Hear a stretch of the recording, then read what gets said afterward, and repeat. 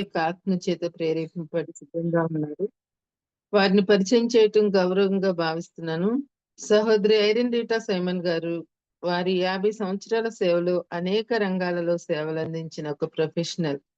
ప్రస్తుతం వారు యూకే ఆధారిత కంప్యూటర్ గ్రాఫిక్స్ కంపెనీలో హెచ్ఆర్ మరియు అడ్మినిస్ట్రేటివ్ పోర్ట్ఫోలియోకి నాయకత్వం వహిస్తున్నారు. ఢిల్లీలోని YWCA సభ్యురాలైన ఐరన్ గారు వైస్ ప్రెసిడెంట్ గానే కాకుండా అనేక ఇతర కమిటీల ద్వారా కూడా సేవలు అందిస్తున్నారు. మరియు వారు గత 15 సంవత్సరాలకు పైగా CNI చర్చ్ సెక్రటరీగానే కాకుండా ఆహ్వానింపబడినప్పుడల్లా వాక్య పరిచర్య చేస్తూ వస్తున్నారు. ఐరన్ గారు యవనస్తుల మధ్య పరిచర్య భారం కలిగి వారి జీవన సంఘర్షణలలో ఒక మార్గదర్శిగా సేవలు అందిస్తున్నారు. వారిని ప్రేమతో ఆహ్వానిస్తున్నాను. అట్లాగే మన మధ్యలో మరి బాబీ అన్న తెలుగులోకి ట్రాన్స్లేట్ చేయడానికి సిద్ధంగా ఉన్నారు. వారిని కూడా ప్రేమతో ఆహ్వానిస్తున్నాను. గుడ్ మార్నింగ్ అన్న. Good morning madam. Welcome madam. Good morning. Good morning అన్న. You can start, sister. Good morning, everybody. I hope it's going to be a lovely week. Today, we are going to take a wonderful topic. But before I begin, let's have a word of prayer. Come, let's pray. Dear Lord and Heavenly Father, thank you for this beautiful morning, Heavenly Father. Thank you for all your mercies, Heavenly Father. And above all, Heavenly Father, thank you for bringing each one of us to this altar this morning, Heavenly Father. May there be many blessings, Heavenly Father. May there be many souls, Heavenly Father, that have been saved, Heavenly Father. I pray that you speak through me, Heavenly Father. Bring the words that you want me to bring to the people, Heavenly Father. And may they be a blessing, Heavenly Father. May the words of my mouth, Heavenly Father, and the meditation of each one of our hearts, Heavenly Father, be acceptable in thy sight, Heavenly Father. I commit this morning and I commit our group into your mighty hands and ask for blessings. In your very precious and holy name, I ask this prayer. Amen. So, friends, this morning we are going to have a very strange topic, and it's all about reformers and reformation. And this Sunday, it's going to be a week for a week of reforming, which means that reforming means where people laws and things are changed for the better. They're already running laws, but now with time, things keeps changing with time. So that is what we're going to talk about. And the theme is going to be a day we need to remember with gratitude the reformers and thank God for them. A day to remember with gratitude the reformers and thank God for them. మరి సహోదరి సహోదరులారా, ఈరోజు మనము ధ్యానం చేసుకోవాలని ఉన్న అంశము దిద్దుబాటు గురించి. క్రైస్తవ చరిత్రలో జరిగిన దిద్దుబాటు. మరి అప్పటికే కొన్ని సిద్ధాంతాలు, కొన్ని నియమాలు ఉండి ఉన్న పరిస్థితుల్లో అవి కాలక్రమేణా వాక్యానికి విరుద్ధంగా మారిపోయిన ఆ యొక్క సమయాల్లో మరి క్రైస్తవ గొప్ప నాయకులు సంఘ సిద్ధాంతాలను దిద్దుబాటు చేశారు.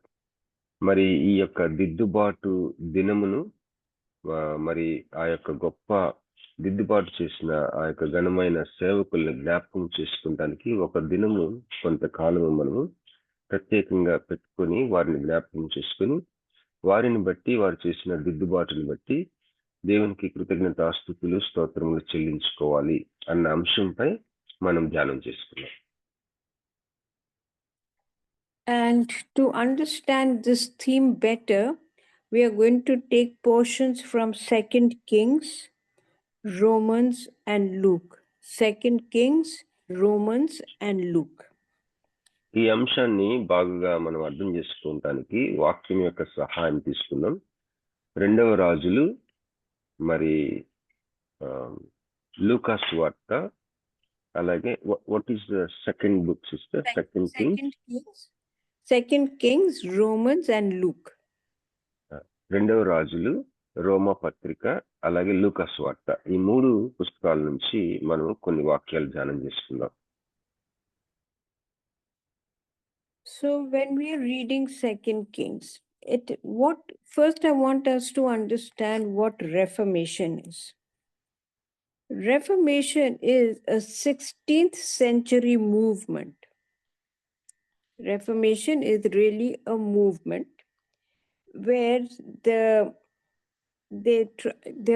Roman Catholic Church had lots of rules and regulation. And this led to the establishment of the Protestant Church. It is a movement. So when we say about movement, it means there were many laws already being acted over there. But then when changes started coming in the Roman Catholic Church, and these changes for the better was established the Protestant Church. మరి స్నేహితులారా, ఈరోజు ధ్యానాంశము మరి చాలా ఆసక్తికరమైన విషయం అని మనం అనుకున్నాం కదా. అది సంఘ సంస్కరణ లేదా దిద్దుబాటు. చాలా సంఘాల్లో మరి దిద్దుబాటు దినము అని కూడా జ్ఞాపకం చేసుకుంటారు సంవత్సరానికి ఒకసారి. మరి 16వ శతాబ్దంలో క్రైస్తవ సంఘం, మరి ముఖ్యంగా ఈనాడు మనం పిలుచుకుంటున్న రోమన్ క్యాథలిక్ సంఘము, అదే సమయంలో ప్రొటెస్టెంట్ సంఘము, రెండుగా విభజింపబడిన ఆ యొక్క పరిస్థితులు, ఆ యొక్క మూవ్మెంట్, అంటే మరి దాన్ని అప్పటికే ఉన్న సిద్ధాంతాలను సంస్కరించిన ఆ యొక్క పరిస్థితులు, ఆ యొక్క నాయకుల్ని జ్ఞాపకం చేసుకుంటాం. వాటిని అసలు ఏంటి, ఆ యొక్క సంస్కరణలు, ఆ దిద్దుబాట్లు అసలు ఏం జరిగినాయి అన్నది మనము కొన్ని ఆలోచనలు నేను మీతో పంచుకుంటాను. Yeah.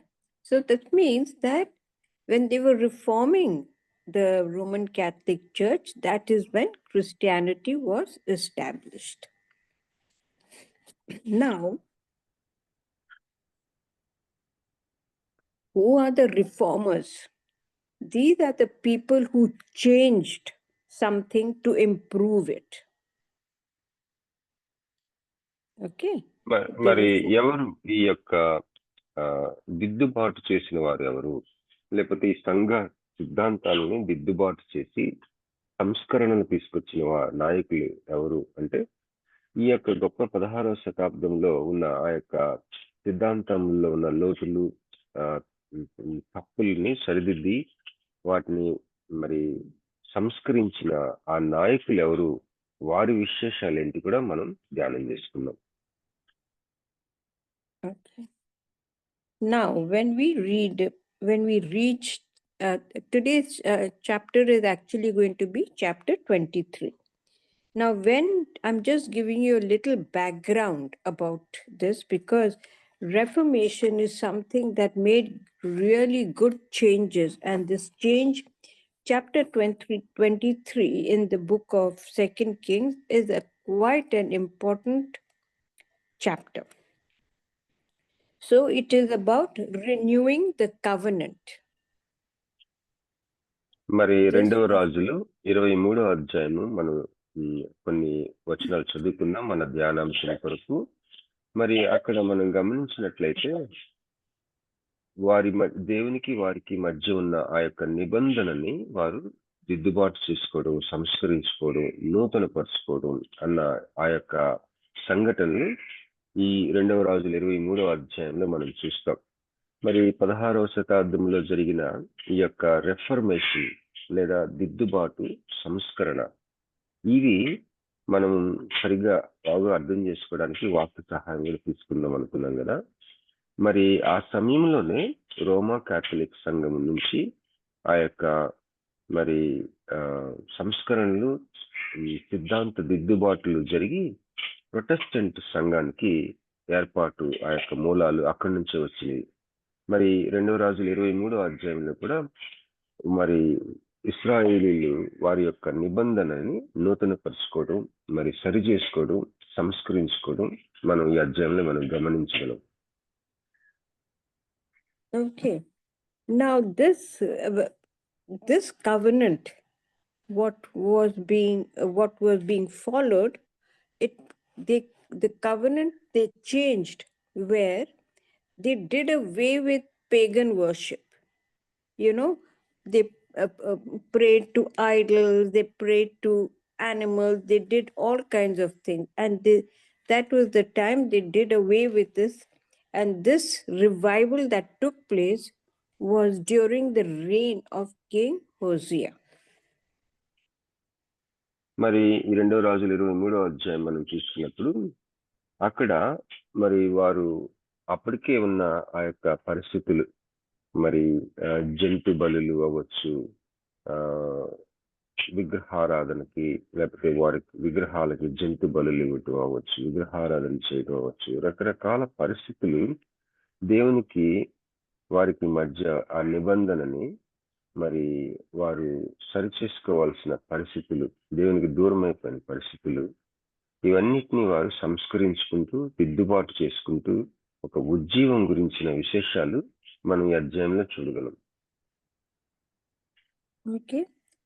Now, 2 Kings, it tells us about the decline of both Jerusalem and Judea. And Israel was plagued with evil kings. And in the end, Judah was taken away by the Babylonians.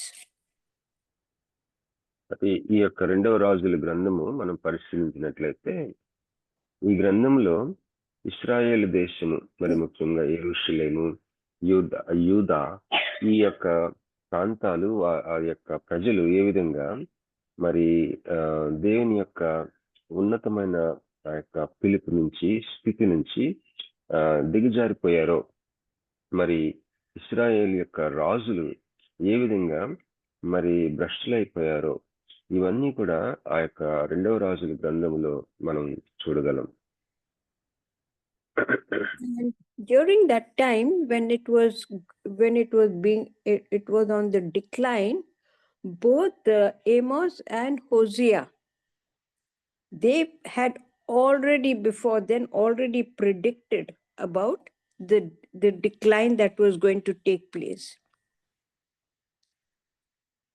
And both of them prophesied in Israel. So did all the minor prophets. Even the minor prophets had prophesied about this decline of Jerusalem and Judah. I'm sorry, sister. Who are the two major prophets? Amos and Hosea. Amos. మరి సహోదరులారా, ఈ యొక్క 2వ రాజుల గ్రంథంలో మరి ఆ యొక్క నేపథ్యం, ఆ యొక్క ఇశ్రాయేలు అవ్వచ్చు, యూదా ప్రజలు అవ్వచ్చు, వారి రాజుల పరిస్థితులు అవ్వచ్చు, వారు ఎంతో అప్పటికే బాగా దేవుని యొక్క ఉన్నత స్థితి నుంచి దిగజారిపోయి ఉన్నారు, భ్రష్టులైపోయి ఉన్నట్టు చూస్తాం. మరి ఆ పరిస్థితులకి చాలా ముందే ఆమోసు, హోషియా అనే ప్రవక్తలు, ఇంకా అనేక మంది ప్రవక్తలు వారిని హెచ్చరించారు, ప్రవచించారు. ఇదిగో ఇలాంటి రోజులు రాబోతున్నాయి, ఇప్పటి నుంచి మీరు జాగ్రత్త కలిగి ఉండండి, మీ హృదయాలను కాపాడుకోండి అని వారు హెచ్చరించారు. Now, most of these minor prophets, when they prophesied in Israel, Jeremiah prophesied in Judah. I mean, all these things were already written. The declining of Israel and Judah. So you can imagine how many years ahead things were predicted in those days. My goodness, I wish we could do that. మరి ఈ యొక్క పరిస్థితులు మనము 2వ రాజులు గ్రంథము 23వ అధ్యాయము మనం చదువుకోబోతా ఉన్నాం. 2వ రాజుల గ్రంథం అంతా చూసినప్పుడు ఆ రాజులు, ఆ యొక్క ప్రజలు దేవుని యొక్క ఉన్నత స్థితి నుంచి ఏ విధంగా దూరం అయిపోయారు, వారి యొక్క నిబంధనని ఏ విధంగా వారు పాడు చేసుకున్నారు, లేకపోతే మీరారు. వారు ఏ విధంగా భ్రష్టత్వంలోకి వెళ్ళిపోయారు. ఈ విషయాలన్నీ మనం చూసినప్పుడు ఇవి జరగటానికి ముందు చాలా సంవత్సరాల క్రితమే ప్రవక్తలు వారికి ప్రవచించారు. ఇలాంటి పరిస్థితులు రావచ్చు, రాబోతున్నాయి అని ఊహించి దేవుని యొక్క ఆత్మతోటి వారు ప్రవచించారు. మరి ఇవన్నీ చూసి కూడా వారు ఏ విధంగా దిగజారిపోయారో అన్నది మనం చూసినట్లయితే మనకు చాలా విభ్రాంతి కలుగుతుంది. Now, just to give you a little background about chapter 23, as I said, Hosea was the king over there. And what did he do?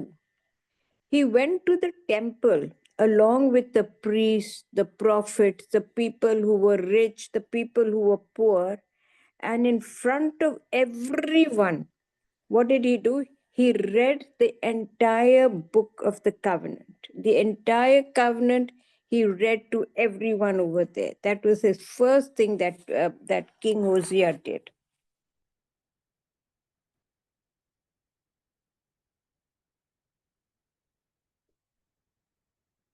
Bobby, we can't hear you, Bobby. I'm sorry sister. Yeah, ఈ యొక్క 2వ రాజులు 23వ అధ్యాయం యొక్క నేపథ్యం, background మనం చూసినట్లయితే ఆ యొక్క ప్రజలు మరి వారు భ్రష్టత్వంలో ఆ యొక్క ఎంతగానో దేవునికి దూరం అయిపోయిన స్థితిలో ఉన్నప్పుడు ఈ రాజు చేసిన సంస్కరణలు, దిద్దుబాటు, మరి ఏ విధంగా మరి ఆయన ఆ యొక్క పరిస్థితుల్లో ఒక ఉద్యమం లాగా, ఒక కదలిక లాగా, ఒక రిఫర్మేషన్ లాగా తీసుకొచ్చాడు మనం గమనించగలం. Yes. He read in front of everyone the covenant. And then after that, what did King Hosea do? He made a covenant with the Lord, okay? Not only to keep all the laws and commands, but he also made it that with all his heart and his soul he would follow them, and also follow the demands that were given in there. He read the covenant. He made a promise to the Lord that he will follow it with all his heart and his soul. And he said every demand that is written in the covenant, he would follow it to its completion. మరి ఆ రాజుగారు యోషియా అనే రాజు, ఆయన దిద్దుబాటు సంస్కరణలు తీసుకొచ్చే భాగంగా ఆ యొక్క నిబంధనని ప్రజలందరి ముందు చదివి వినిపించడమే కాకుండా ఆ వాటిలో ఉన్న ఆ యొక్క మరి ఆజ్ఞలు, నియమాలు, మరి ఆ యొక్క విధులు మేము తప్పనిసరిగా హృదయాంతరంగంలో నుంచి మనస్ఫూర్తిగా మేము నీకు లోబడతాము, విధేయత చూపిస్తాం, పాటిస్తామని దేవునికి మాటిస్తా ఉన్నారు. ఆ రాజుగారు ఆ ప్రజలతో కూడా కలిసి ఆ విధంగా దేవునికి మాటిచ్చే ఆ యొక్క సంఘటనని 2వ రాజుల 23లో మనం గమనిస్తాం. So after he read the covenant and he made this promise to the Lord, what did King Hosea do? He called Hilkiah. Hilkiah at that time was the a high priest. He called him, and he also called all the gods, and he got rid of every object that the people used to worship Baal, Baal, one of their many gods. And everything he got them to bring it down and destroy it. మరి ఆయన ఆ మాట దేవుడికి ఇవ్వటమే కాకుండా అప్పట్లో ఉన్న ప్రధాన యాజకుడైన హిల్కియాని పిలిపించి ఆ యొక్క ప్రజల ముందు వారు ఏమేమైతే బొమ్మలు, విగ్రహాలు, లేకపోతే రకరకాలైన బలిపీఠాలు చేసుకొని అన్ని దేవతలకి విగ్రహారాధన, విగ్రహ పూజలు, బలులు అర్పిస్తా ఉన్నారు, వాటన్నిటిని కూడా సర్వనాశనం చేశాడు ఈ రాజైన Hosea. And there was a goddess called Ashriya, and even their worship to her was everything was taken out of the thing and burnt outside the city. They did, King Hosea did everything to destroy the past, the worship of idols, the worship of goddesses, everything he took out of the temple and he took it outside the city and he destroyed it and got them all burnt. మరి ఈ యొక్క 23వ అధ్యాయము ఆ యొక్క నేపథ్యము, ఆ యొక్క సంఘటన మనము వివరంగా చూసినట్లయితే, యోషియా రాజు గారు ఏం చేస్తాడంటే, మరి సంస్కరణలు, దిద్దుబాటు, ఆ నిబంధనని సరి చేసుకోవడానికి పూనుకొని ఆ నిబంధనని చదివి వినిపించి దేవుడికి మాటిచ్చాడు, నేను మా ప్రజలు ఈ నిబంధనని మేము విధేయత చూపిస్తామని. అంతేకాకుండా అప్పటి వరకు వారు ఆ యొక్క పూజలు చేస్తున్న ఆ యొక్క రకరకాలైన బలిపీఠాలు, విగ్రహాలు, తర్వాత ఏమైతే ఇంకా మందిరంలో కూడా తీసుకొచ్చారు, వాటన్నిటిని బయటికి తీసుకొచ్చి ఊరు బయటికి తీసుకెళ్లి సర్వనాశనం చేశాడు. ఒక మాటలో చెప్పాలంటే గతాన్ని సరి చేసుకోవాలని చూశాడు. గతమంతటిని కూడా, మరి ఆ వ్యర్థమైన వాటన్నిటిని, గతమంతటిని కూడా సంస్కరించుకోవాలని ప్రయత్నం చేశాడు. He also removed all the priests of those temples. He removed all of them who were instructed to offer these sacrifices to Baal. Along with they offered it not only to the deity Baal, but they also worshipped the planets. And he got them to destroy everything and all the symbols that they used. He got the priests to be removed, and he got all the symbols of Baal and all the planets and everything, all to be removed from the temple. అంత మాత్రమే కాకుండా మరి 23:6 వచనం చూసినట్లయితే, యెహోవా మందిరమందున్న అషేరాదేవి ప్రతిమను యెరూషలేము వెలుపలున్న కిద్రోను వాగు దగ్గరికి తెప్పించి, మరి ఆ యొక్క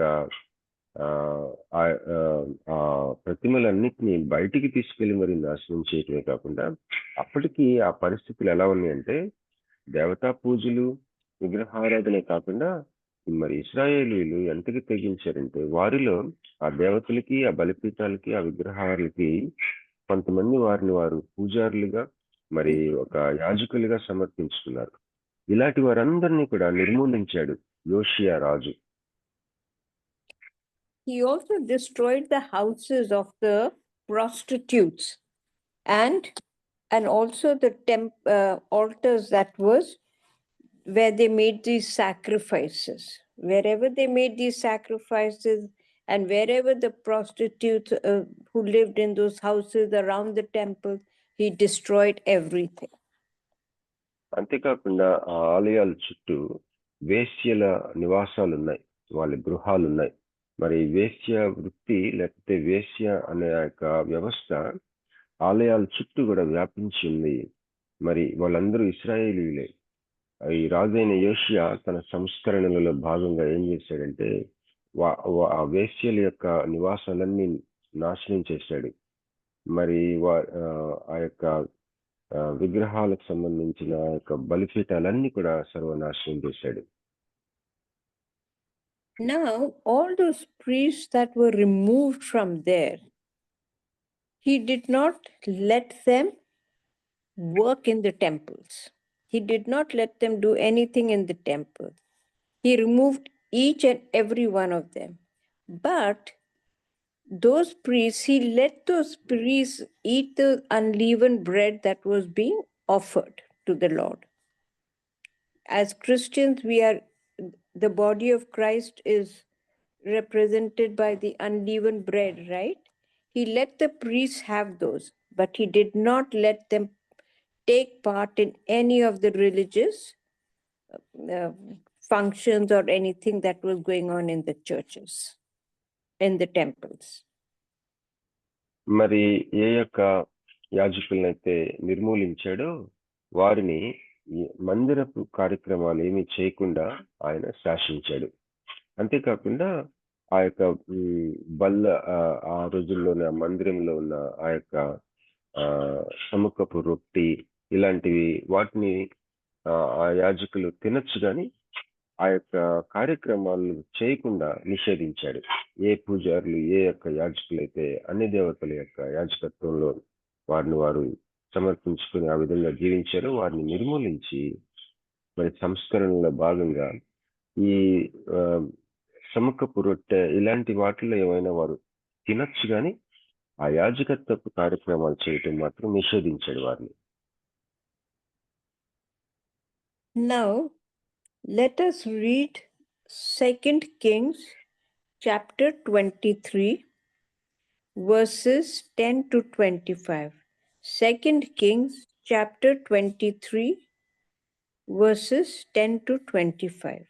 This is మరి where they are doing away with the pagan worship. మరి అన్య దేవత ఆరాధన నిషేధించి నిర్మూలించిన ఈ యొక్క సంస్కరణలను మనము ఈ 2వ రాజుల 23వ అధ్యాయంలో మనం మాట్లాడుకుంటా ఉన్నాం కదా. ఆ వచనాలు కొన్ని మనం చదువుకుందాం. దయచేసి ఎవరైనా సహాయం చేయండి. 2వ రాజులు 23:10 నుంచి 25వ వచనం వరకు. మరియు ఎవడైనను తన కుమారునే గాని కుమార్తెనే గాని మోలెకునకు అగ్నిగుండము దాటించుకుంటున్నట్లు బెన్హిన్నోము అను లోయలోనున్న తోఫెతు అను ప్రదేశమును అతడు అపవిత్రము చేసెను. ఇదియుగాక అతడు యూదారాజులు సూర్యునికి ప్రతిష్ఠించిన గుర్రములను మంటపంలో నివసించు పరిచారకుడైన నెతన్మెలకు యొక్క గది దగ్గర యెహోవా మందిరపు ద్వారమునద్ద నుండి తీసివేసి సూర్యునికి ప్రతిష్ఠింపబడిన రథములను అగ్నితో కాల్చివేసెను. మరియు యూదారాజులు చేయించిన ఆహాజు మేడగదిపైనున్న బలిపీఠములను యెహోవా మందిరపు 2 సాలలలో మనష్షే చేయించిన బలిపీఠములను రాజు పడగొట్టించి చిన్న భిన్నములుగా చేయించి ఆ ధూళిని కిద్రోను వాగులో పోయించెను. యెరూషలేము ఎదుటనున్న హేయమను పర్వతపు కుడి పార్శ్వమందు అస్తారోతు అను సీదోనీయుల విగ్రహమునకును కెమోషు అను మోయాబీయుల విగ్రహమునకును మిల్కోము అను అమోనీయుల విగ్రహమునకును ఇజ్రాయేల్ రాజైన సొలొమోను కట్టించిన ఉన్నత స్థలములను రాజు అపవిత్రపరచి ఆ ప్రతిమలను తునకలుగా కొట్టించి అషేరాదేవి ప్రతిమను పడగొట్టించి వాటి స్థానములను నరశల్యములతో నింపెను. బేతేలులోనున్న బలిపీఠమును ఉన్నత స్థలమును అనగా ఇజ్రాయేలు వారు పాపం చేయుటకు కారకుడైన నెబాతు కుమారుడు యెరోబాము కట్టించిన ఆ ఉన్నత స్థలమును బలిపీఠమును అతడు పడగొట్టించి ఆ ఉన్నత స్థలమును కాల్చి పొడుమాగునట్లుగా త్రొక్కించి అషేరాదేవి ప్రతిమను కాల్చివేసెను. యోషియా అటు తిరిగి అచ్చట పర్వతమందున్న సమాధులను చూచి కొందరిని పంపి సమాధుల్లోనున్న శల్యములను తెప్పించి దైవజనుడు యెహోవా మాట చాటించి చెప్పిన ప్రకారము వాటిని బలిపీఠం మీద కాల్చి దాని అపవిత్రపరిచెను. అంతటా అతడు నాకు కనపడుచున్న ఆ సమాధి ఎవరిదని అడిగినప్పుడు పట్టణపు వారు అది యూదా దేశం నుండి వచ్చి నీవు బేతేలులోని బలిపీఠమునకు చేసిన క్రియలను ముందుగా తెలిపిన దైవజనుని సమాధి అని చెప్పిరి. అందుకతడు దానిని తప్పించుడి, ఎవడును అతని శల్యములను తీయకూడదని చెప్పగా వారు అతని శల్యములను షోమ్రోను పట్టణం నుండి వచ్చిన ప్రవక్త శల్యములను తప్పించిరి. మరియు ఇజ్రాయేలు రాజులు షోమ్రోను పట్టణములలో ఏ ఉన్నత స్థలములలో మందిరములను కట్టించి యెహోవాకు కోపం పుట్టించరో ఆ మందిరములన్నిటినీ యోషియా తీసివేసి తాను బేతేలులో చేసిన క్రియలన్నిటి ప్రకారము వాటికి చేసెను. అచ్చట అతడు ఉన్నత స్థలములకు నియమింపబడిన యాజకులనందరినీ బలిపీఠముల మీద చంపించి వాటి మీద నరశల్యములను కాల్పించి యెరూషలేమునకు తిరిగి వచ్చెను. Amen. Praise the lord. Brother అంతేనా? 25. ఓకే. అంతటా రాజు నిబంధన గ్రంథమునందు వ్రాసి ఉన్న ప్రకారంగా మీ దేవుడైన యెహోవాకు పస్కా పండుగను ఆచరించుడని జనులకందరికీ ఆజ్ఞాపింపగా ఇజ్రాయేలీలకు న్యాయము నడిపించిన న్యాయాధిపతులున్న దినముల నుండి ఇజ్రాయేలు రాజుల యొక్క యూదా రాజుల యొక్క దినములన్నిటి వరకు ఎన్నడనూ జరుగునంత గొప్పగా ఆ సమయమందు పస్కా పండుగ ఆచరింపబడెను. ఈ పండుగ రాజైన యోషియా ఏలుబడిలో 18వ సంవత్సరమందు యెరూషలేములో యెహోవాకు ఆచరింపబడెను.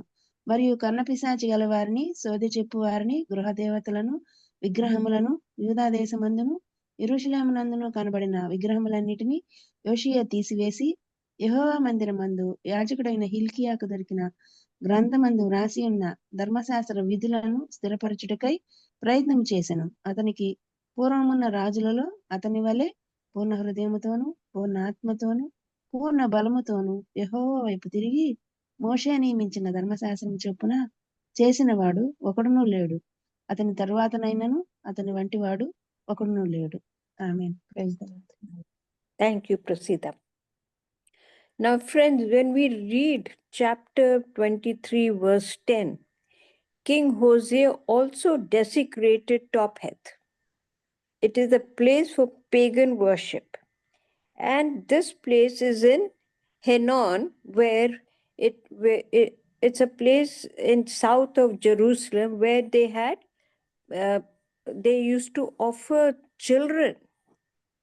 They used to sacrifice the children to that deity, what is the name? Molech. They used to offer their sacrifices to Molech, one of the deities. Even King Ahaz, even he sacrificed his own son. I just don't know how he did it, but he sacrificed his own son to this deity. So this place was an absolute evil place. Then when we come to the Mount of Olives in verse 13, what was the Mount of Olives about? It was a mount of destruction, the mountain of sin. But I want Mari- all. Sorry. మరి సహోదరులరా, చదవబడిన భాగంలో 2వ రాజులు 23వ అధ్యాయం 10 నుంచి 25వ వచనం వరకు సహోదరి ప్రసిద్ధ గారు చదివి వినిపించారు కదా. ఆ భాగంలో 10వ వచనం చూసినట్లయితే ఎంత పరిస్థితి అక్కడ మనం అర్థం చేసుకోవచ్చు. మరియు ఎవడైనను తన కుమారునే గాని కుమార్తెనే గాని మొలెకునకు అగ్నిగుండము దాటించుకున్నట్లు బెన్ హిన్నోము అను లోయలోనున్న తోఫెతు అను ప్రదేశమును అతడు అపవిత్రం చేశాను. మరి అప్పట్లో ఇశ్రాయేలీలు ఎంతకి భ్రష్టులైపోయారంటే వారి పిల్లల్ని వారి యొక్క దేవతలకి నరబలి ఇవ్వటం అనేది జరుగుతా ఉన్న పరిస్థితి అది. మరి రాజుగారు తన సొంత కుమారుణ్ణి కూడా ఆ యొక్క దేవతా బలికి నరబలిగా అర్పించాడు. ఇలాంటి పరిస్థితుల్లో మరి తిరిగి దేవుని వైపు తిరుగుతూ సంస్కరణలు చేస్తూ దిద్దుబాటు చేసుకుంటూ ఉన్న ఆ యొక్క రాజుని మనం చూస్తాం. ప్రజల యొక్క మరి తిరిగి వారు దేవుని వైపు తిరగటం మనం గమనించగలం. మరి ఆ నేపథ్యంలో అతడు చేసిన కార్యాలు మరి మనం చదువుకున్నాం 10వ వచనంలో. మరి మొలెకునకు వాళ్ళ సొంత పిల్లల్ని నరబలి అర్పించటం, అంతేకాకుండా తోఫెతు అనే ఆ యొక్క ప్రదేశం, ఇవన్నీ కూడా మరి సొంత పిల్లల్ని నరబలులు అర్పించే పరిస్థితులు. ఇశ్రాయేలీలు వీళ్ళందరూ ఎంతకి దిగజారిపోయారో. మరి 13వ వచనం చూసినట్లయితే అక్కడ యెరూషలేము ఎదుటిన్న హేయమను పర్వతము కుడి పార్శ్వమందు అష్టారోతు సీదోనుల విగ్రహములకు, ఇక రకరకాలైన అక్కడ ఆ యొక్క బలిపీఠాలు, విగ్రహాలు మనం చూడగలం. ఇవన్నీ చేస్తుంది ఎవరో అన్యులు కాదండి, ఇశ్రాయేలీలు అలాంటి పరిస్థితుల్లో ఉన్నారు. వీటిని సంస్కరిస్తా ఉన్నాడు ఈ రాజు. మనం ఈ యొక్క విషయాలు మనం 23వ అధ్యాయం మనం చూస్తున్నాం. Now, friends, I want us to concentrate on verses 21 to 25. During King Hosea's time, he was the one who actually, when he did away with all the old order, the old pagan worship and the worship to all these prostitutes and deities, he did away with all of them. He was the one who brought back the celebration of the Passover. Okay? And it is written, King Hosea ordered the people to celebrate the Passover in honor of the Lord their God. as written in the book of the covenant. Remember, he read the covenant out to everyone in the city, the priests, the kings, the rich, the poor, and everyone he read out. That is when he did this. Then no Passover like this has ever been celebrated. No Passover like this has ever been celebrated by any of the kings of Israel or of Judah since the time when judges ruled the nation. Now, at last, in the 18th year of his reign, that is King Hosea's reign, the Passover was celebrated in Jerusalem. మరి సహోదరి సహోదరులారా, మనము చదవబడిన భాగంలో ముఖ్యంగా 21వ వచనం నుంచి 25వ వచనం వరకు మనం కొద్దిగా ప్రత్యేకంగా గమనించాలని నేను కోరుచున్నాను. 21వ వచనంలో చూసినట్లయితే యోషియా రాజు ఈ సంస్కరణలో భాగంగా, మరి మనం చదివాం కదా, రకరకాలైన దేవతా ప్రతిమలను, ఆ యొక్క బలిపీఠలను ఆయన సర్వనాశనం చేశాడు. వారికి సమర్పించుకున్న ఇశ్రాయేలు ప్రజల్లో ఉన్న ఆ యొక్క అన్ని దేవతలకు సమర్పించుకున్న యాజకుల్ని నిర్మూలించాడు. వేశ్య గృహాలను నాశనం చేశాడు. ఇలాగ అనేకమైన సంస్కరణలు, దిద్దుబాట్లు చేశాడు. నిబంధనని మరి తప్పించుకొని ఆ యొక్క ఏదైతే రాయబడి ఉందో ఆ యొక్క విధులు, ఆజ్ఞలు, వాటిని పాటిస్తామని దేవుడికి మనస్ఫూర్తిగా మాటిచ్చారు. అలా చేశాడు. ప్రజల్ని చాలా దిద్దుబాటు చేస్తున్నాడు సంస్కరణ. వాటిలో భాగంగా 21వ వచనంలో చూసినట్లయితే పస్కా పండుగని ఆచరించండి అని జనులకందరికీ ఆజ్ఞ ఇచ్చాడు. వాళ్ళు ఏ విధంగా ఆచరించారంటే 22వ వచనం చూస్తాం. ఇశ్రాయేలీలకు న్యాయం నడిపించిన న్యాయాధిపతులు ఉన్న దినముల నుండి ఇశ్రాయేలు రాజుల యొక్కయు యూదా రాజుల యొక్కయు దినములన్నిటి వరకు ఎన్నడూ జరిగినంత గొప్పగా ఆ సమయమందు పస్కా పండుగ ఆచరింపబడెను. అంతగా మరి ఆ యొక్క పస్కా పండుగని ఆచరించేటట్టు ఆ యోషియా రాజు సంస్కరణను తీసుకొచ్చాడు. Okay. Now let's read the other changes that Hosea made. Let's read 24. In order to enforce the laws written in the book that the high priest Hilkiah had found in the temple, King Hosea removed from Jerusalem and the rest of Judah all the mediums and fortune tellers and all the household gods, idols, and all the other pagan objects of worship. So from the temples, when the high priest Hilkiah was there, he got him to remove every item of worship, the idol things that the people were doing. And it's such the most beautiful sentence. There has never been a king like him before, who served the Lord like him before, who served the Lord with all his heart, mind, and strength, obeying all the laws of Moses, nor has there been a king like that since. మరి సహోదరి సహోదరులారా, మరి 23వ అధ్యాయంలో మరికొన్ని అంశాలు మనం గమనిద్దాం. 24వ వచనం, 2వ రాజులు 23వ అధ్యాయం 24వ వచనంలో ఉన్నాం మనం. ఆ యొక్క సంస్కరణలో భాగంగా ఆ దిద్దుబాటుకి చేస్తున్న తన యొక్క అనేకమైన గొప్ప ప్రయత్నాలు, ఆ యొక్క సంస్కరణలో భాగంగా యోషియా రాజు ఏం చేశాడంటే, ఆ యెహోవా మందిరమందు యాజకుడైన హిల్కియాకు దొరికిన గ్రంథమందు వ్రాసి ఉన్న ధర్మశాస్త్ర విధులను స్థిరపరచుటకై ప్రయత్నం చేశాడు. అయితే ఆ వచ్చిన మొదటి భాగంలో మనం చూసినట్లయితే కర్ణపిశాచి గల వారిని, సోది చెప్పు వారిని, గృహదేవతలను, విగ్రహములను, యూదాదేశమందును యెరూషలేమునందు కనబడిన విగ్రహములన్నిటినీ యోషియా తీసివేశాడు.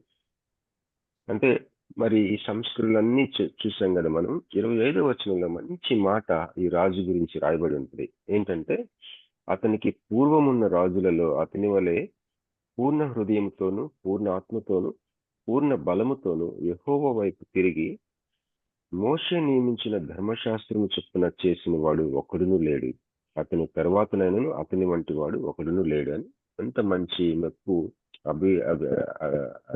అభినందించిన ఒక మాట మనం యోషియా రాజు గురించి ఇక్కడ చూసాం.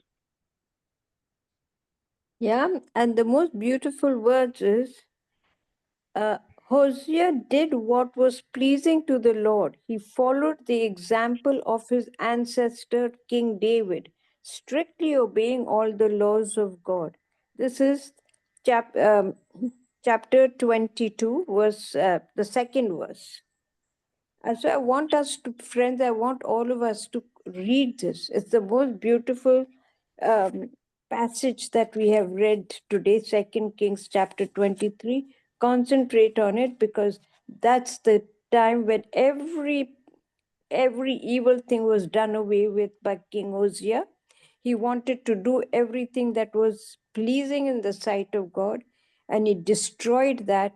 He got the covenant rewritten with doing away with all the pagan worship, and he brought in all the laws back, and he also established the celebration of the Passover.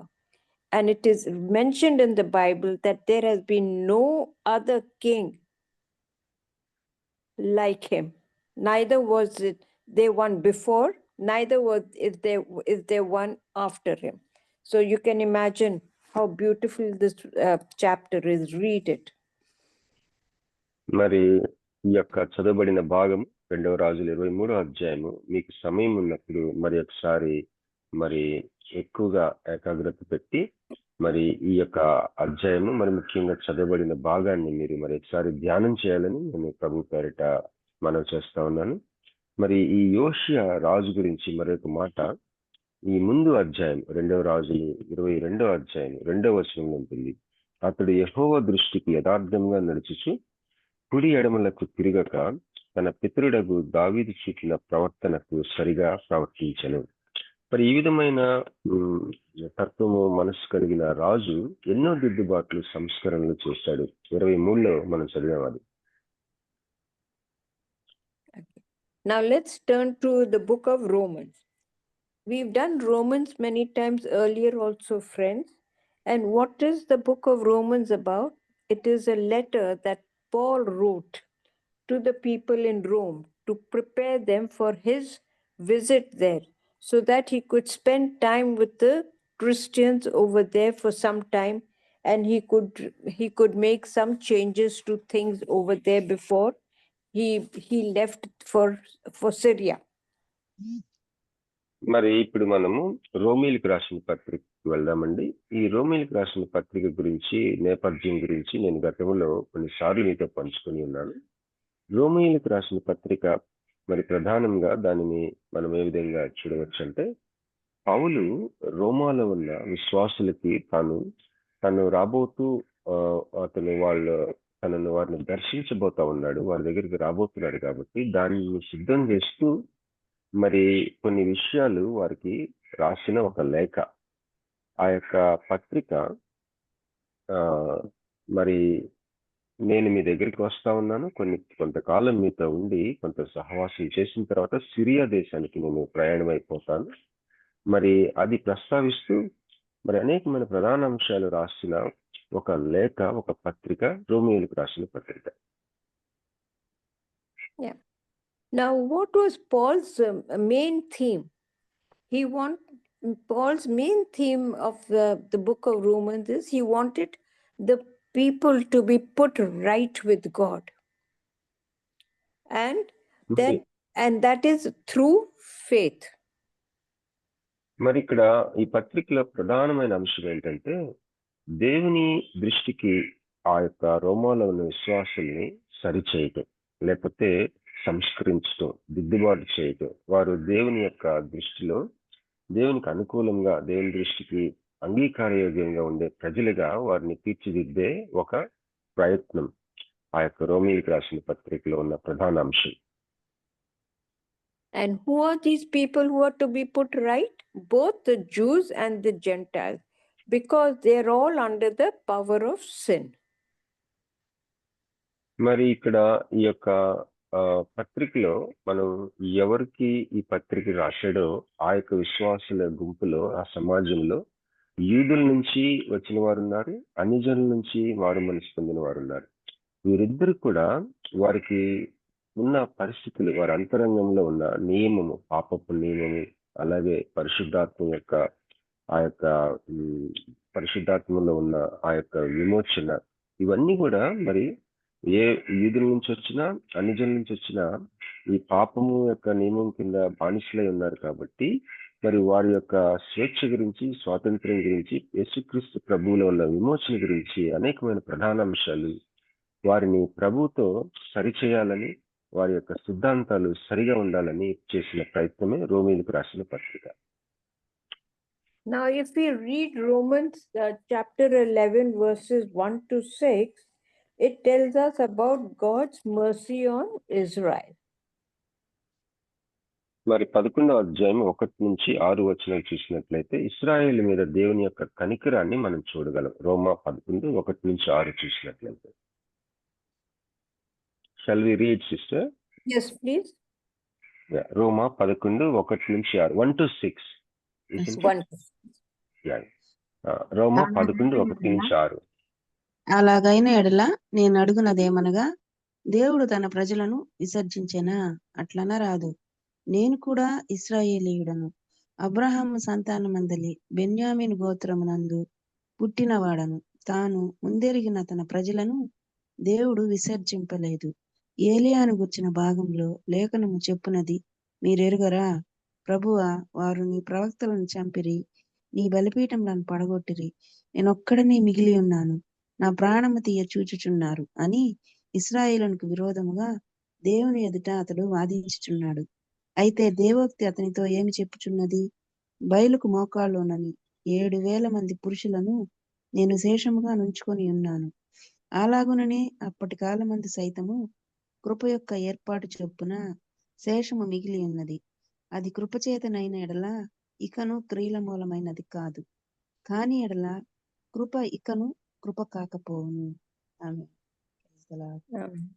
Thank you, Prasida. Now, if we read this passage, what is he telling us about? He says, no, God has not forgotten anybody. He has not forgotten, because when Paul tells the people that he had made this God had made this promise to the Jews, and he said even the Gentiles were included in it. God does not make any differentiation between one lot of people or another lot of people. No. Whatever laws and whatever prophets they have been catering to every human being. After all, everybody was made in the likeness of God. So he can't make choices about it. For him, everyone is equal. So he said మరి ఇక్కడ everyone was for everyone, not only for a few. మరి ఇక్కడ మనం చదవబడిన భాగంలో మనం చూసినట్లయితే దేవుని మనస్సుని మనం చూడగలం. సమస్త మానవాళిని ఆయన తారతమ్యాలు లేకుండా తన యొక్క విధులు, విధానాలు, శాసనాలు, నియమాలు అన్నిటికీ వారిని పాత్రులుగా, వారికి హక్కుదారులుగా, లేకపోతే వాటిని అనుభవించే వారిగా ఆ నియమాలు వారికి ఏ తారతమ్యం లేకుండా అన్నిలు అవ్వచ్చు, ఇశ్రాయేలీలు అవ్వచ్చు, విశ్వాసులు అవ్వచ్చు, అన్నిలు అవ్వచ్చు, ఎవరికైనా సరే ఆయన యొక్క విధులు సమానంగానే వర్తిస్తాయి. ఆయన యొక్క మరి ఆశీర్వాదాలు సమానంగానే అందుబాటులో ఉంటాయని చెప్పి తెలియచేసే భాగం మనం చదువుకొని ఉన్నాం. ఇక్కడ మరి చదవబడిన భాగంలో ఇశ్రాయేలీలు మొత్తం చూడటానికి నశించిపోయిన ఒక గుంపులా కనిపించినప్పటికీ దేవుని దృష్టికి కొంతమంది కనిపిస్తా ఉన్నారు. ఆ యొక్క బయలుదేవతకి మోకాళ్ళు వేయని ఒక 7,000 మంది దేవుని దృష్టికి కనిపిస్తా ఉన్నారు. మరి వారిని ఆయన గమనించి వారి గురించి చెప్తా ఉన్నాడు ఏలియా ప్రవక్తకి. మరి కనుక ప్రజలందరికీ కూడా ఆయన సమస్త విధులను, ఆయనకున్న సమస్త న్యాయ విధులను అవ్వచ్చు, లేకపోతే నియమాలు అవ్వచ్చు, లేకపోతే వాటి యొక్క బాధ్యతలు, వాటి యొక్క ఆధిక్యతలు ప్రతి మనిషికి సమానంగా అందేటట్టు, సమానంగా వర్తించేటట్టు చూసే దేవుణ్ణి మనం గమనించగలం. So friends, when you read the earlier chapters, you will know that all these laws and all were made only for the Jews. Only the Jews were involved, and they were the only people who also could come into the temple. But later on, things changed when there were changes, when reforms were being made, and when Paul saw what was happening, he tried to integrate both the Jews and the Gentiles. Now, when we read verse 5, verse 4 and 5, he said, "But what saith the answer of God unto them?" What did they ask of God? He said, "I have reserved for myself 7,000 men who have not bowed down to their knees to the image of Baal." So, even amongst the heathen people, there were about 7,000 people of God who believed everything, who followed the covenant. He said there are at least 7,000 people of my people. He says, and it is through grace that they too will change people. You know, God has given each one of us faith. He's given each one of us grace to change, not only ourselves, but people around us, so that they come to know about God. And he says, if that is not there, then what is the point of grace and faith? ఇక్కడ చదవబడిన భాగంలో 4వ వచనం 5వ వచనం మనం గమనిస్తే రోమీయులకు రాసిన పత్రిక 11వ అధ్యాయం 4-5. అయితే దేవోక్తి అతనితో ఏమి చెప్పుచున్నది? బయలుకు మొకాళ్ళునని 7,000 మంది పురుషులను నేను శేషంగా ఉంచుకొని ఉన్నాను. అలాగనే అప్పటి కాలమందు సైతము కృప యొక్క ఏర్పాటు చొప్పున శేషము మిగిలి ఉన్నది. మరి మనము చెప్పుకున్న రీతిని మరి ఏ సమాజంలోనైనా కూడా దేవుని నేత్రాలకి ఆయన కొరకు మనసుల్లో స్థానం కలిగిన ప్రజల్ని దేవుడు ఏర్పాటు చేసుకున్న ఆ యొక్క ఏర్పాట్లు ఉన్న ప్రజల్ని దేవుడు ఆయన కొరకు ఉంచుకొని ఉంటాడు. కనుక మన జీవితాలు చూసినట్లయితే మనకు విశ్వాసం ఇచ్చారు, అలాగే విశ్వాసాన్ని కాపాడుకోవటానికి కృపను అనుగ్రహిస్తూ ఉన్నాడు. ఇలాంటిదే మన చుట్టూ ఉన్న అనేక మందికి కూడా ఆయన చేయాలని ఉన్నాడు, చేస్తా ఉన్నాడు, చేయబోతా ఉన్నాడు. కనుక ఇలాంటి కోణం మన జీవితాల్లో కూడా కలిగి ఉండటం, ఈ దేవుని యొక్క మనస్తత్వం ఈ విధంగా ఉందన్న స్పృహ మనం కలిగి మనము బయట ప్రపంచాన్ని దృష్టించడం అనేది మనం ఈ యొక్క వాక్యంలో ఉన్న పాఠం నేర్చుకోవచ్చు.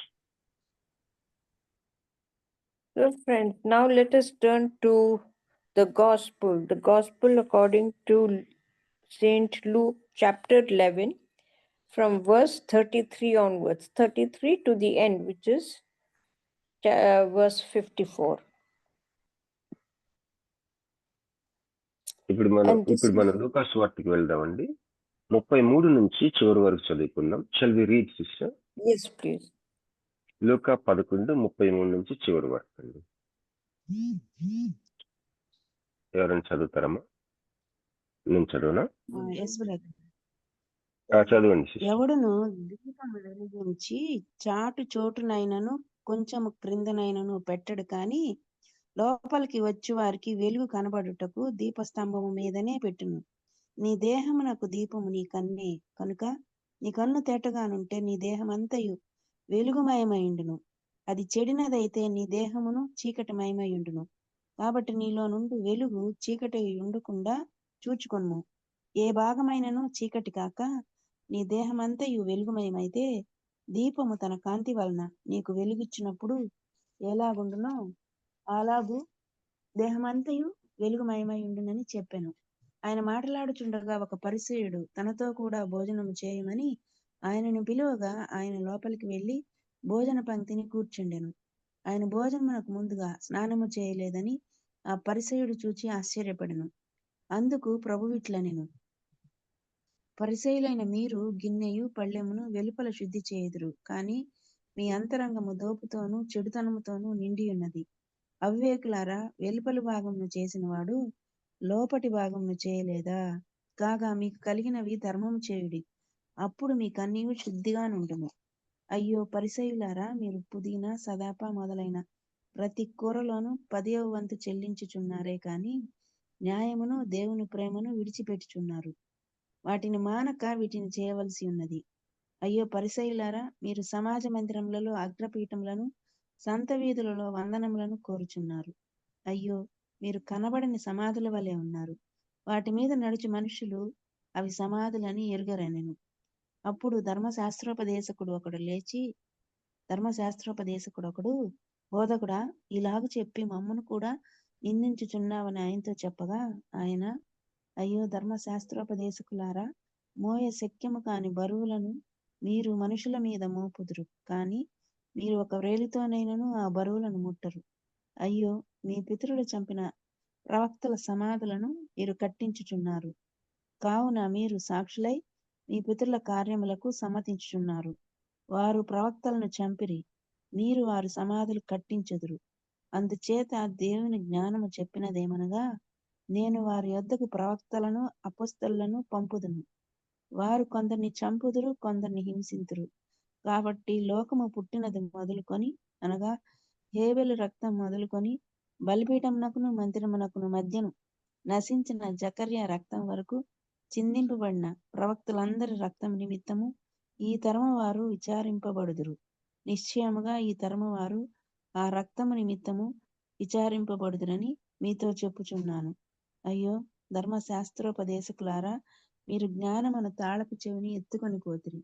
మీరును లోపల ప్రవేశింపరు, ప్రవేశించి వారిని అడ్డకింతురని చెప్పెను. ఆయన అక్కడ నుండి వెళ్ళినప్పుడు శాస్త్రులను పరిసయ్యులను ఆయన మీద నిండా పగబట్టి ఆయన మీద నేరము మోపవాలని ఉండి, ఆయన నోట నుండి వచ్చు ఏ మాటనైనను పట్టుకొనుటకు పొంచి వెదకుచు చాలా సంగతులను గూర్చి ఆయనను మాటలాడింపసాగిరి.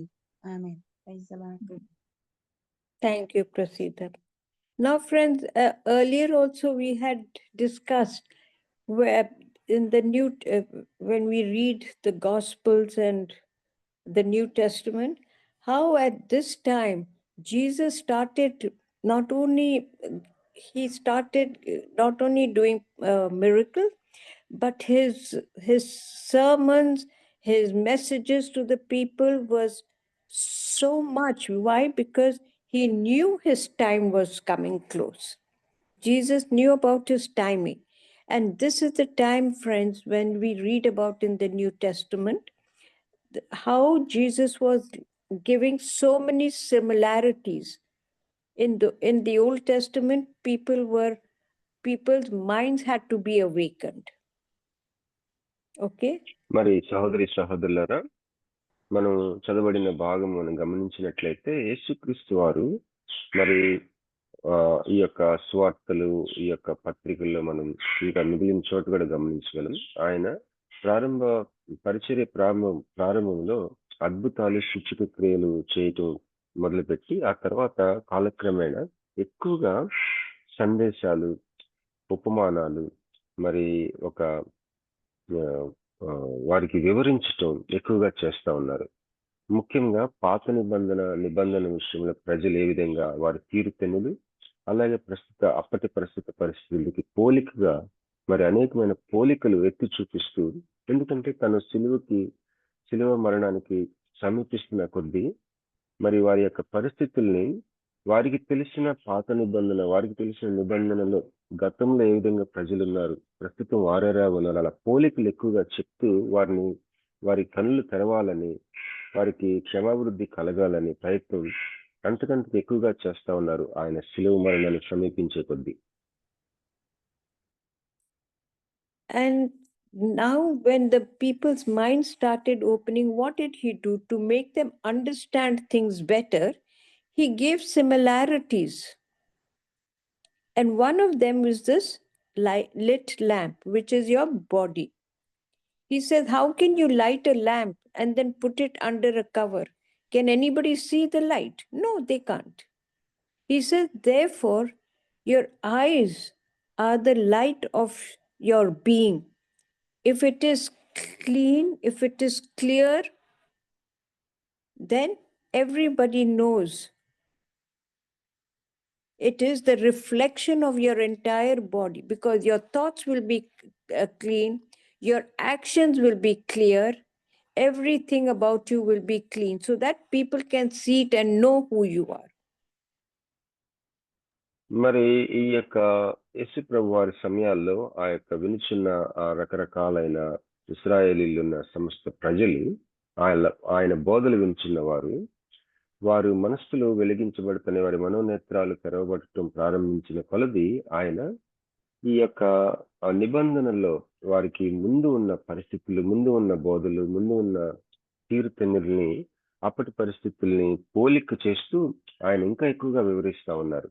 దానిలో భాగంగా మనం చదువుకున్నాం కదా ఇప్పుడు వాక్యంలో మొట్టమొదటి 33వ వచనంలో, లూకా 11:33, ఎవడును దీపము వెలిగించి చాటు చోటులైనను కొంచెం క్రిందనైనను పెట్టడు గాని లోపలికి వచ్చే వారికి వెలుగు కనపడుటకు దీపస్తంభం మీదనే పెట్టును. నీ దేహం నాకు దీపము నీ కన్నే గనుక నీ కన్ను తేటగానుంటే నీ దేహమంతా వెలుగుమయమై ఉండును, అది చెడినదైతే నీ దేహమును చీకటిమయమై ఉండును. మరి ఈ యొక్క కన్ను మన యొక్క ఆలోచన, మనోనేత్రము అని అనుకోవచ్చు. ఈ మనసంతా కూడా తేటగా ఉంటాయి, ఈ యొక్క మనోనేత్రము స్పష్టంగా ఉంటాయి. స్పష్టమైన ఆలోచన, స్పష్టమైన గ్రహింపు, స్పష్టమైన వెలుగు నీ మనసు అనే నేత్రానికి ఉంటే అది స్పష్టంగా నీ జీవితం అంతటికి, నీ సమస్తానికి అది నీకు వెలిగిస్తుంది. నీ మనోనేత్రానికి ఎప్పుడైతే వెలుగు ఉంటుందో నీ సమస్తానికి వెలుగు ఉంటుంది. కనుక ఇలాంటి మాటలు పోలిక చేస్తూ వారికి బోధిస్తా ఉన్నారు ప్రభువారు. So verse 36 is so beautifully written. If your whole body is full of light with no part of it in darkness, it will be bright all over. And when a lamp shines on you with its brightness, which means that your whole being is bright. People want to see you. Now the next thing what Jesus again did another similarity was, it's not that Jesus forgot to wash his hands. He did not forget, but he wanted to tell the Pharisees. Firstly, the people could not believe that, he eats with even the common people. Everybody thought that Jesus only meets with the people high and mighty, but no, even the common people, Jesus gave them that much respect. But when he went in to eat with them, what did he do? He did not wash his hands, and the people were surprised, because there are little things that the people do which is very, very customary for them. And he did not wash his hands. And they asked him, did you forget to wash your hands? He says, no. So these are the things. Shall I carry on? Yeah. మరి సహోదరులారా 36వ వచనం మనం చూసినట్లయితే లూకా 11:36, ఏ భాగమైనను చీకటి కాక నీ దేహమంతయు వెలుగుమయమైతే దీపము తన కాంతి వలన నీకు వెలుగిచ్చినప్పుడు ఎలాగుండునో అలాగూ దేహమంతయు వెలుగుమయమై ఉండునని చెప్పాను. ఇంత మంచి మాటలు మనం దీంట్లో నుంచి ఏ విధంగా అర్థం చేసుకోవచ్చు అంటే, నీ మనస్సు అనే నేత్రం, నీ మనస్సు అనేది ఎప్పుడైతే స్పష్టంగా వెలిగించబడి నీ మనస్సు అనే నేత్రానికి వెలుగు ఎప్పుడైతే ఉంటుందో అది నీ సమస్త నీ అంతటికి నువ్వంతా కూడా నీ అంతరంగం అంతా కూడా అన్ని విషయాల్లో నీ మనోనేత్రం కొన్న వెలుగు అది మిగిలిన అనేకమైన విషయాలు, అనేకమైన గ్రహింపు శక్తులన్నిటికీ కూడా నీ సమస్తానికి ఒక మాటలో చెప్పాలంటే అది వెలుగునిస్తుంది. కనుక నీ మనోనేత్రానికి వెలుగు ఉండాలి, నీ మనస్సుకి ఆ జీవితం గురించిన వెలుగు, అనేక అంశాల గురించిన సరైన వెలుగు జ్ఞానము, మనోనేత్రాలు వెలిగించబడిన స్థితిలో ఉండినప్పుడు నీ సమస్తానికి అది వెలుగుగా ఉంటుందని దేవుడు బోధించాడు. అంతేకాకుండా మరి సామాన్యుడైన ఒక పరిసయ్యుడు భోజనానికి పిలిచినప్పుడు తను వెళ్ళి ఆశ్చర్యపరిచాడు. ప్రభువారు ఏదో గొప్పవారు పిలిస్తేనే వెళ్తారు భోజనానికి అని కాకుండా ఆయన ఇంటికి వెళ్ళి అక్కడ వారికి ఒక విషయం బోధించడానికి వారు ఆచార రీతిగా కడుక్కునే ఆ యొక్క భోజనానికి ముందు ఆ చేతులు కడుక్కుంటూ ఆ కాళ్ళు కడుక్కుంటూ అలాంటి ప్రక్రియ ఆయన చేయకుండానే భోజనానికి కూర్చుంటే వాళ్ళు ఆశ్చర్యపోతారు. వారికి బోధించడానికి కావాలని ఆయన అలా చేయటం మనం గమనించగలం. And he tells them, what is the point when you wash your hands? You're washing the outside, right? He said, what's the point in washing the outside when your inside is absolutely filthy? And then the other time when he's talking about this tithe, he says, you give. What do? You just take out the money from your pocket and you give the money to them. He says, but are you doing everything in faith? Are you practicing without neglecting the others? He says, when you're giving, give generously, but think about the others also. He మరి says, just ఇక్కడ put your hands in your pocket and just give out the money. No, think about the others too. మరి ఇక్కడ ఎప్పుడైతే ఆ యొక్క భోజనానికి పిలిచిన ఆ యొక్క మనుషులు, ఆ పరిసయ్యులు వాళ్ళు ఆయన ఈ యొక్క శుద్ధి చేసుకునే కార్యక్రమాలు చేయకుండా భోజనానికి కూర్చున్నాడు అని గమనించి ఆశ్చర్యపోతారు. వారిని ఉద్దేశించి, అవివేకులారా, వెలుపలి భాగం చేసిన వాడు లోపలి భాగమును కూడా చేయలేదా అని, అలాగే మీరు గిన్నెయు పళ్ళెమును వెలుపల శుద్ధి చేయుదురు గాని మీ అంతరంగము దోపుతోనూ చెడుతనంతో నిండి ఉన్నది అని చెప్పి వాళ్ళకి బోధిస్తా ఉన్నారు. కానీ అలాగే మరి ఇవ్వటం గురించి, మరి దక్షిణ భాగాలు ఇవ్వటం, ధర్మకార్యాలు చేయటం, దాని గురించి కూడా ఆయన మాట్లాడుతూ ఉన్నారు. ఆయన, అయ్యో పరిసయ్యులారా, మీరు పుదీనా, సదాప మొదలైన ప్రతి కూరలో 10వ వంతు చెల్లించున్నారు, కానీ న్యాయమును దేవుని ప్రేమను విడిచిపెట్టుచున్నారు. వాటిని మానక వీటిని చేయవలసి ఉన్నదని వారిని హెచ్చరిస్తుంది.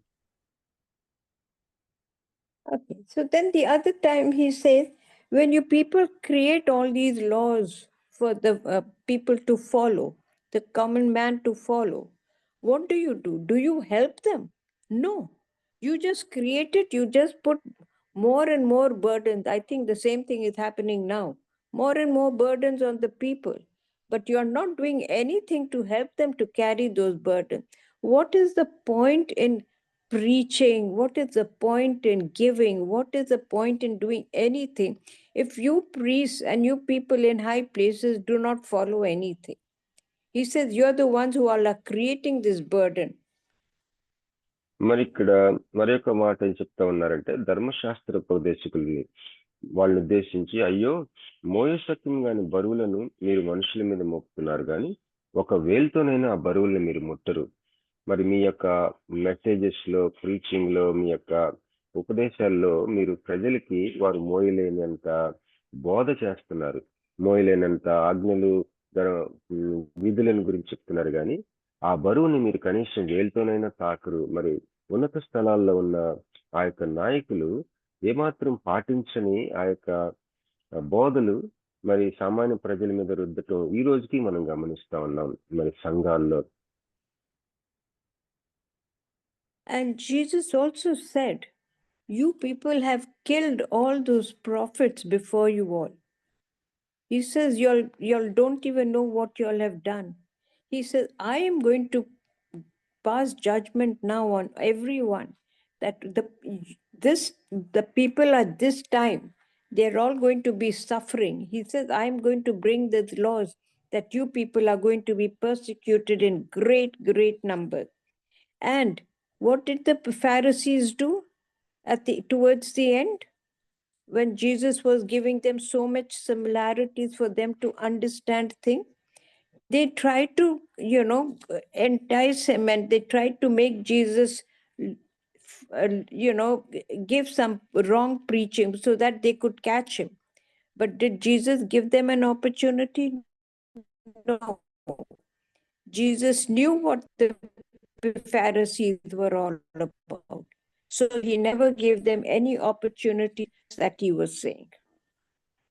మరి మనం గమనించినట్లయితే ఈ యొక్క మరొక విషయం ఆయన ప్రస్తావిస్తూ, మీ పితరులు చంపిన ప్రవక్తల సమాధులను మీరు కట్టిస్తా ఉన్నారు. అంటే ఏమాత్రం వాళ్ళకి స్పందన లేదు. అయ్యో మా పితరులు ప్రవక్తలను చంపారే అని ఆ సమాధులు కడుతున్నప్పుడు కూడా వారికి ఆ చింత గాని, వాళ్ళు ముద్దుబారిపోయిన మనస్సుని కలిగి ఉన్నారు.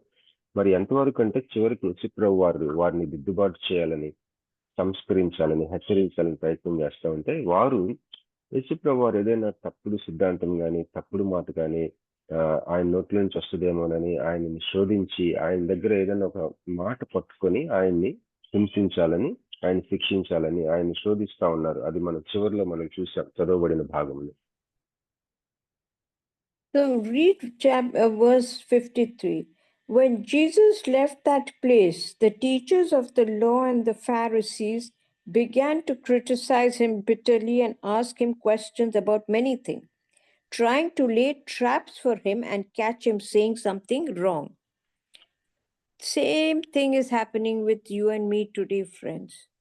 You know, we have to be very, very mindful of what we say and how we say it. Because there are people, we think we have a lot of friends, but believe me, people are trying to catch words that we say. People are trying to, make sure that we say something wrong so that they can start criticizing us at all times. So we need to be very, very careful about what we say and how we do things, because there are evil people around us. And I want all of us to be careful about this, friends.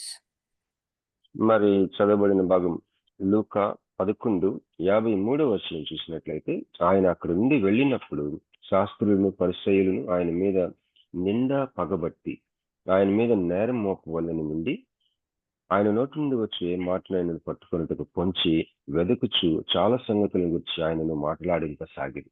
మరి ఇలాంటి పరిస్థితులు ఈరోజు మనకు కూడా ఎదురవుతాయి కనుక మనం అత్యంత జాగరూకతతోటి మనం వ్యవహరించాలని ప్రభు పేరిట హెచ్చరిస్తున్నాను. I hope today's message, friends, about reformation, reforming, the people who reformed and made things much, much easier for us. Before, they were only the Jews who were, in high places, that things were there. None of us understood anything. They just continued and said things that nobody could understand. But today, in today's time, everything has been simplified. Every pagan worship has been done away with. And everything, we have to be now very, very careful about our words and our actions, which people constantly are trying to criticize and look for faults in us. So we need to be very, very careful about it. Today's message.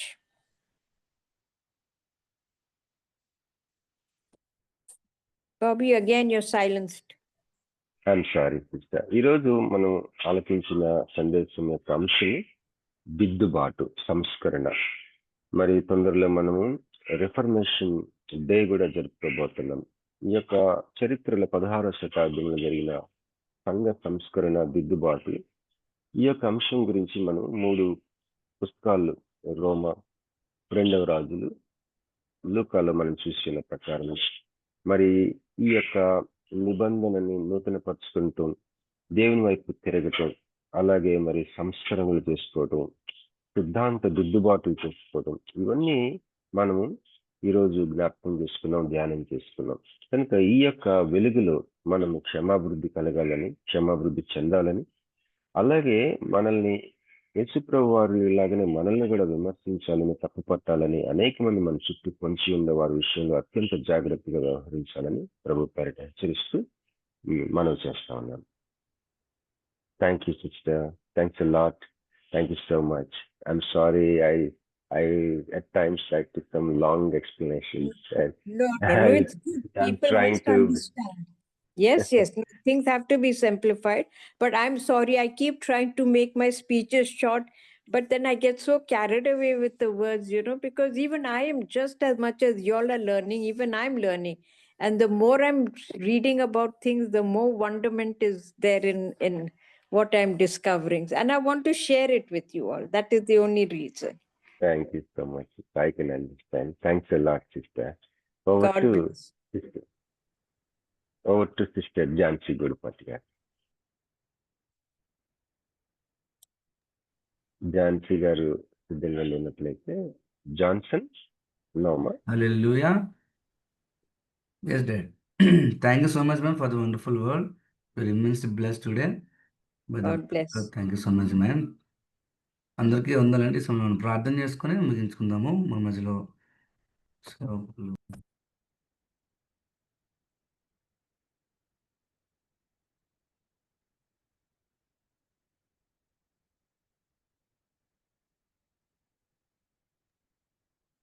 ముగింపు ప్రార్థన వేరే వాళ్ళు చేస్తారు, మీరు blessings ఇవ్వండి అండి.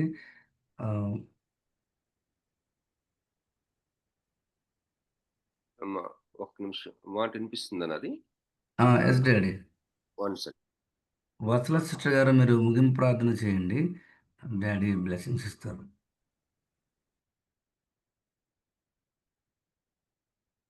Hello, praise lord brother.